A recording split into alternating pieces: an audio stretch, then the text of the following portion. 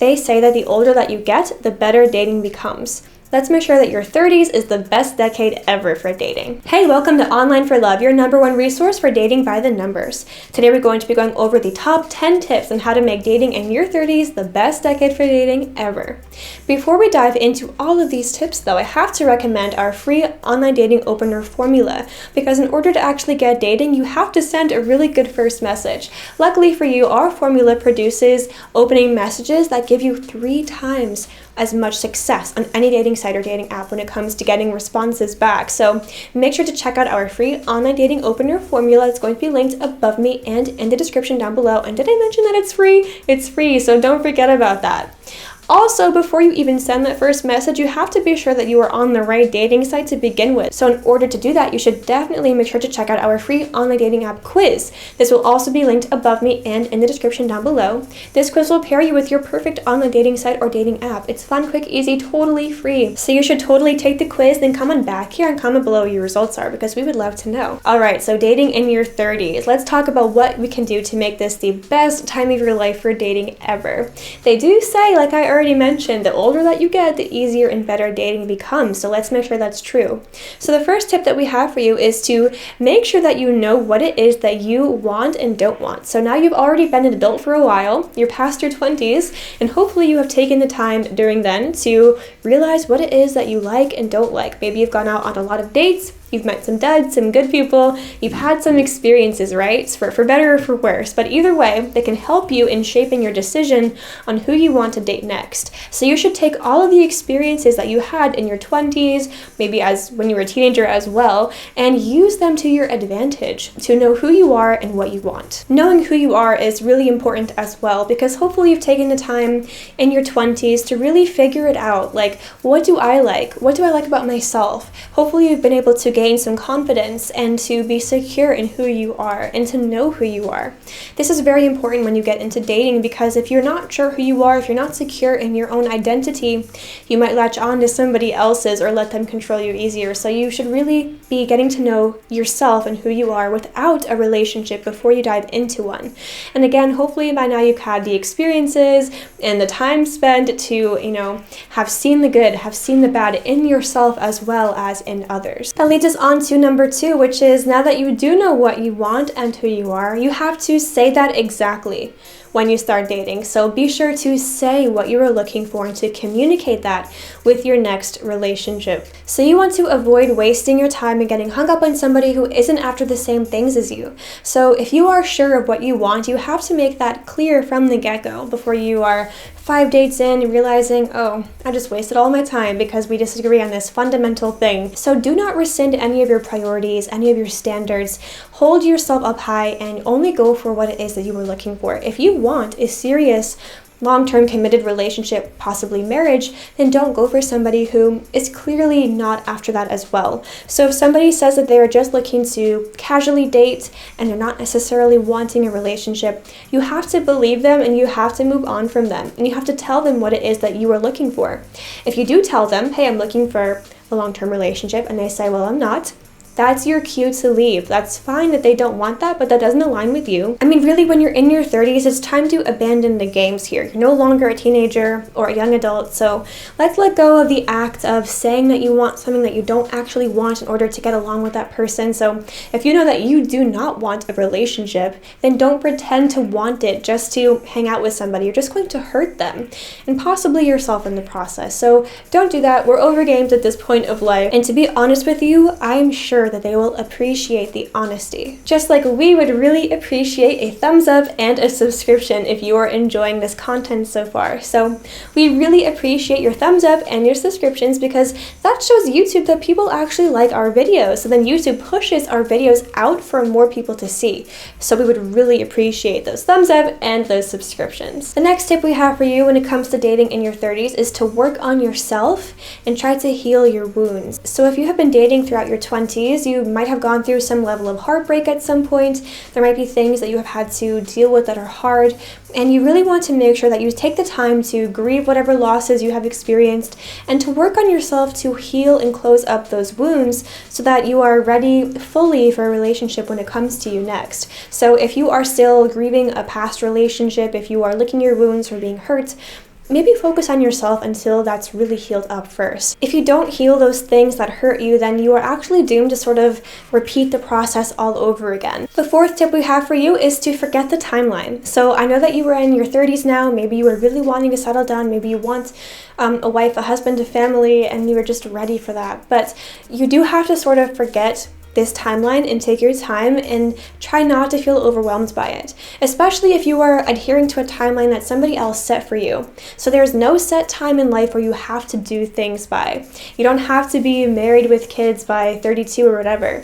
Your own timeline is your own. That's going to happen at your pace that works for your life, nobody else's. And do not listen to people who try to pressure you into adhering to their own schedules. And listen, being in your 30s is not old. I feel like that's a gimmick that they try to sell to us, but you're still young. You're still in your 30s, especially your early 30s. You're still very young. You still have a lot of time. You have a lot of life to live. You don't have to rush everything. And if you do rush things too much, you might end up making decisions that you regret because you were trying to fit some sort of mold. So just do what's best for you. I mean, seriously, just do what's best for you. The fifth tip we have for you is to stop dating people just for their potential alone. So you might really like the way that somebody talks about things or the potential that they could have. But the thing is, at this point of life, they don't have to have everything all together. You know, people are works in progress all the time.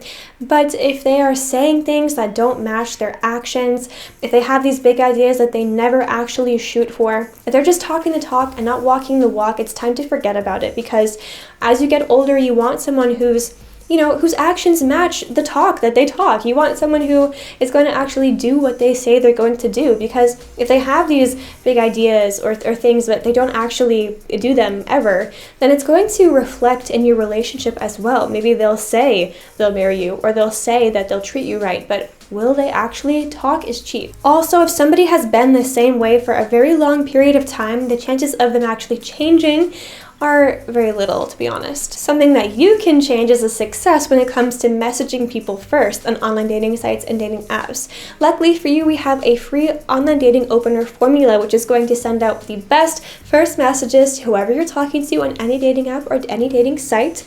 It's totally free, so you can download that with the link above me or in the description down below. This will actually triple your response rate, so do not forget to check that out. The sixth tip we have for you is to sharpen your communication skills. So communication is obviously one of the most, if not the most important things when it comes to dating and relationships. You have to be able to say what you want, to communicate when you're hurt or upset or when you're happy. Communication is really the end all be all in relationships. I mean, this makes or breaks so many people's relationships, makes or breaks marriages. So you have to be able to keep sharpening those skills and continually growing with them.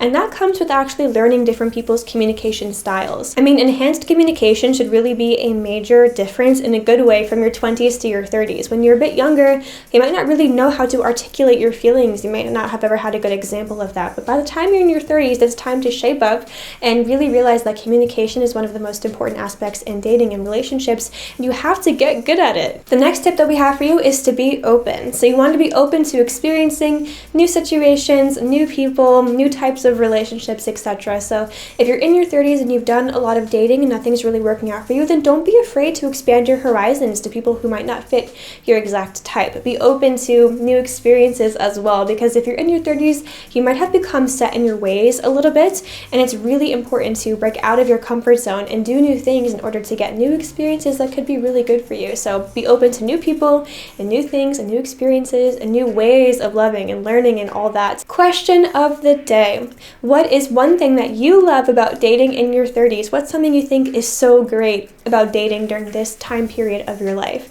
Leave your comments, your anecdotes, everything down below. We love to hear from you. Let's hop on to the next tip, which is to not rely solely on dating apps. So dating apps are super prevalent. Obviously, they're one of the main way that people meet each other nowadays, and they're very helpful, and we highly recommend that you get yourself on a bunch of dating apps if you are into them. However, this should not be the only thing that you are doing to find somebody if they're not necessarily working so great for you. So when you are in your 20s, you are definitely privy to a lot more experiences, easier than you are when you get a bit older, you know, when you were in college or you're going into hostels or you're just very young, you have all these different events that happen centered around people your age and dating. But when you get older, those experiences definitely dwindle, so it's harder to really meet people in real life. It's not as easy as it was when you were in your 20s. But do not forget about the power of meeting people in person. Just because you're in your 30s doesn't mean that you are 100 years old. I mean, you can still go out to pubs or to clubs or to go to different classes like cooking classes or going a sightseeing tour or just do things by yourself or with maybe one or two friends, but with the intention of meeting people. This is one of the best ways to actually meet somebody is in real life, because things tend to happen a lot quicker and easier that way, because when you're on dating apps, you have a lot of back and forth talking, you're not sure what they actually look like, you get hung up on little details, but when you're in person, you get a lot more nuance and you get to see what they actually are like. So do not give up on or forget about meeting people in real life and try to put yourself into situations where you are able to do so. The 9th tip that we have for you is to forget the rules when it comes to dating. So dating has all of these arbitrary rules that we've been taught from a very young age that by the time you're in your 30s, let's just throw them out the window. You know, all of these silly things like you have to wait 3 days before calling, or you have to